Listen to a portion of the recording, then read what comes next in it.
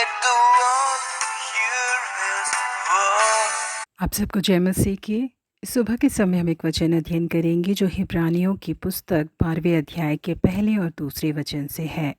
वह दौड़ जिसमें हमें दौड़ना है, धीरज से दौड़े और विश्वास के कर्ता और सिद्ध करने वाले यीशु की ओर ताकते रहें। अफ्रीका के मैदान में अपने शिकार को पकड़ने के लिए दौड़ रहे एक चीता के ऊपर बनी एक डॉक्यूमेंट्री वीडियो को टेलीविजन पर दिखाया जा रहा था। एक चीता भले ही 1 घंटे में 70 मील की दूरी को पार कर सकता है, परंतु वो चीता लगातार उसी तेजी से आगे नहीं दौड़ सकता, क्योंकि एक चीता का शरीर जितना लंबा होता है, उसका हृदय उसके अनुसार इतना बड़ा नहीं होता। चीता का हृदय बहुत ही छोटा होता है, यही कारण है कि वो बहुत जल्दी थक जाता है। पहली दौड़ में ही जब चीता बहुत ही तेजी के साथ दौड़ता है, यदि उसे शिकार मिल जाए तो बहुत अच्छा है, वरना चीता को अपनी दौड़ को वहीं पर रोकना पड़ता है। जी हाँ प्रिय परमेश्वर के लोगों, हमारी आत्मिक दौड़ भी कहीं इस चीते की दौड़ की समान न बन जाए, और ये तभी संभव है जब हम यीशु मसीह को अपने पूरे हृदय से प्रेम करेंगे, वरना हमारी आत्मिक दौड़ भी बीच में ही रुक जाएगी। यही कारण है कि कई लोगों की आत्मिक जीवन की शुरुआत तो बहुत ही तेजी से होती है, परंतु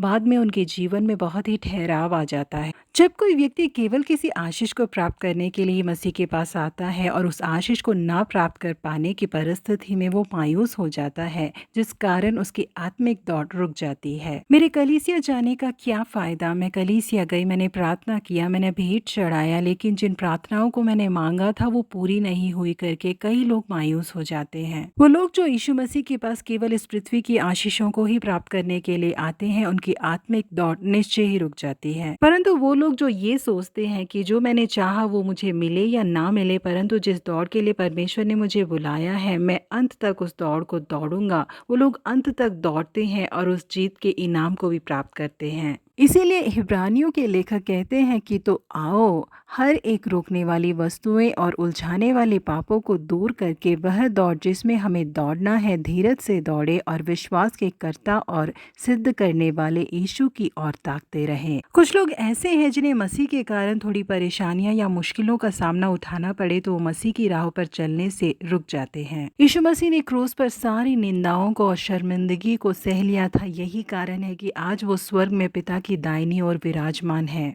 इसी कारण हिब्रानियों के लेखक कहते हैं कि एक थके हुए व्यक्ति की तरह हम भी अपनी आत्मा में मायूस न हो जाए, बल्कि यीशु मसीह को अपना उदाहरण बनाकर उनकी राहों पर हम चले। प्रेरित पौलुस ने केवल भलाइयों को प्राप्त करने के लिए ही यीशु मसीह की राह को नहीं चुना था। वो कहते हैं कि क्या कलेश या संकट या उपद्रव या अकाल या नंगाई या जोखिम या तलवार, ये कुछ भी मुझे मसीह के प्रेम से अलग नहीं कर सकता। और वो कहते हैं कि पर उस पदार्थ को पकड़ने के लिए दौड़ा चला जाता हूँ जिसके लिए मसीह यीशु ने मुझे पकड़ा था। इसलिए परमेश्वर ने उनके लिए जिस इनाम को रखा था उसे प्राप्त करने में उनकी मदद की। जी हाँ प्रिय परमेश्वर के लोगों, हमारी आत्मिक दौड़ हमेशा बहुत ही धीरज के साथ और सही तरीके से हो। हम इस तरीके से दौड़े कि अपने लक्ष्य को प्राप्त कर पाए और उस इनाम को भी जो परमेश्वर ने हमारे लिए रखा हुआ है। प्रभु आप सबों को आशीषित करे। Have a godly day.